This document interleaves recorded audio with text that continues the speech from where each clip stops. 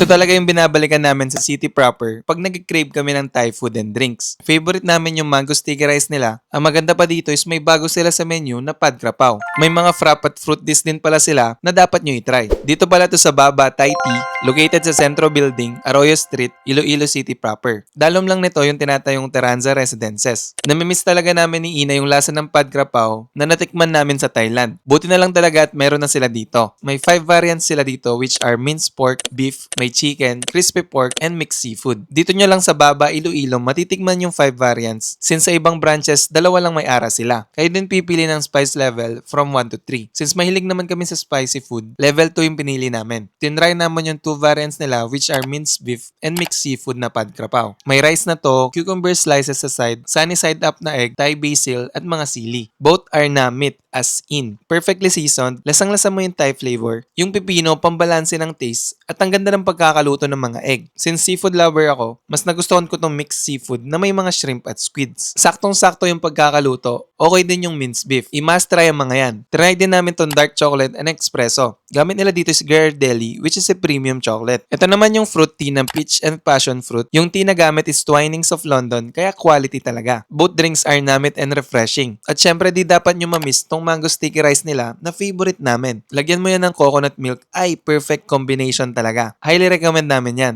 Tignan nyo naman at naubos namin tanan. Hindi naman kami masyadong gutom nito, no? Anyways, may free tote bag din pala kayo pag na-complete nyo yung 15 drinks sa loyalty card nila. Available na din pala sila sa Foodpanda, kaya pwede ka na din magpa-deliver if malayo kayo sa city proper. So if cravings nyo for today is Thai food and drinks, magkanto na kayo dito sa Baba Thai Tea para i-try to. Kami pala ang The Hungry Chef. We do food and travel contents. I-follow nyo naman kami for more. Okay? Bye!